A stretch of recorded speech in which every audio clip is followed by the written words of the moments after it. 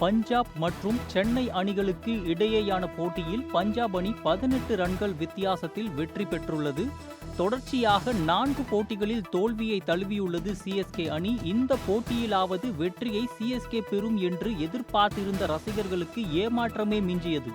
சேசிங்கில் 2021 முதல் இதுவரை 175 ரன்களுக்கு மேல் சிஎஸ்கே சேஸ் செய்தது இல்லை என்ற மோசமான சாதனை தொடர்கதையாகியுள்ளது. முல்லன்பூர் மைதானத்தில் நடைபெற்ற இந்த போட்டியில் டாஸ் வென்ற பஞ்சாப் அணி பேட்டிங்கை தேர்வு செய்தது. தொடக்க ஆட்டக்காரர்களான பிரப்சிம்ரன் சிங் மற்றும் பின் களமிறங்கிய Shreyas Iyer, Marcus Stoinis, Nehal Wadhera, Glenn Maxwell அனைவரும் ஒற்றை இலக்கு எண்களுக்கு ஆட்டமிழந்தனர். இதனால் தொடக்கத்தில் அடுத்தடுத்து விக்கெட்டுகள் பறிபோனதால் அந்த அணி தடுமாற்றத்தை தழுவியது. ஆனால் தொடக்க ஆட்டக்காரராக களமிறங்கிய பிரியன்ஸ் ஆர்யா அதிரடியாக விளையாடி 39 பந்துகளில் அபார சதம் விளாசினார். இதனால் அந்த அணி சரிவிலிருந்து மீண்டது. இவர் 9 சிக்சர்களும் 7 பவுண்டரிகளும் விளாசினார். இறுதியாக களமிறங்கிய சஷாந்த் சிங் மற்றும் மார்க்கோ ஜான்சனும் அதிரடியாக விளையாட பஞ்சாப் அணி 200 ரன்களை கடந்தது. இறுதியாக 20 ஓவர்கள் முடிவில் 6 விக்கெட் இழப்புக்கு 219 ரன்கள் குவித்தது.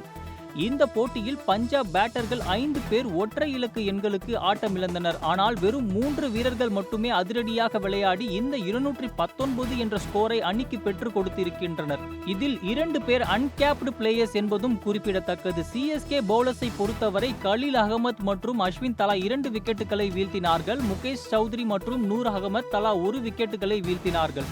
வேகப்பந்து வீச்சாளர் Matheesha Pathirana, death over specialist என்று அழைக்கப்படும் மதிஷா பத்திரானாவின் ஓவரை பிரித்து மேய்ந்தார்கள் என்றே கூறலாம். இவர் போட்ட முதல் ஓவரை பிரியன்ஸ் ஆர்யா சிக்சர்களும் பவுண்டரிகளுக்கும் விளாசினார். இவர் 4 ஓவர்களில் அரை சதம் அடித்தார். அதாவது 52 ரன்களை விட்டுக் கொடுத்தார் மதிஷா பத்திரானா.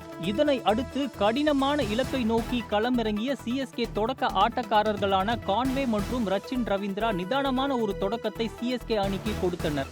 23 பந்துகளில் 36 ரன்களை எடுத்து ரச்சின் ரவீந்திரா பவிலியன் திரும்ப பின் களமிறங்கிய கெய்க்வாட் சொற்ப ரன்னில் ஆட்டமிழந்தார். 3வது விக்கெட்டுக்கு கான்வே உடன் ஜோடி சேர்ந்த சிவம் தூபே. இம்பாக்ட் பிளேயராக வந்த சிவம் தூபே அதிரடியான ஒரு ஆட்டத்தை வெளிப்படுத்தினார். கான்வே பொறுத்தவரை அரை சதம் விளாசினார். இந்த ஜோடி 89 ரன்களை குவித்தது. பின்பு ஃபர்கியூசன் வீசிய பந்தில் பவுல்ட் ஆகி டூபே வெளியேறினார். யாரும் எதிர்பாராத விதமாக தோனி இந்த முறை விஜய் சங்கர் மற்றும் ஜடேஜாவுக்கு முன் இறங்கினார். 17.5வது ஓவரில் ரிட்டையர்ட் ஹர்ட் ஆகி கான்வே வெளியேற கடைசி 2 ஓவரை தோனி மற்றும் ஜடேஜா எதிர்கொண்டனர். 2 ஓவர்களில் 43 ரன்கள் அடிக்க வேண்டும் என்ற சூழ்நிலை இருந்தது. தோனி அதிரடி ஆட்டத்தையே வெளிப்படுத்தினார். 12 பந்துகளில் 27 ரன்களை தோனி எடுத்தார். இறுதி ஓவரின் முதல் பந்திலேயே தோனி விக்கெட்டாக பஞ்சாப் இந்த வெற்றியை 18 ரன்கள் வித்தியாசத்தில் பெற்றுள்ளது. இன்று நடைபெற்ற 2 போட்டியிலும் 4 அணிகளும் 200 ரன்களை கடந்திருக்கிறது.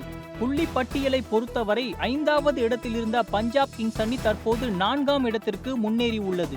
4 போட்டிகளில் விளையாடி 3 போட்டியில் வெற்றி பெற்றுள்ள பஞ்சாப் அணி தற்போது 4ஆம் இடத்திற்கு முன்னேறியுள்ளது. சிஎஸ்கே அணியை பொறுத்தவரை 4 போட்டியில் தொடர்ச்சியாக தோல்வியை கண்டு 9வது இடத்திலேயே நீடிக்கிறது.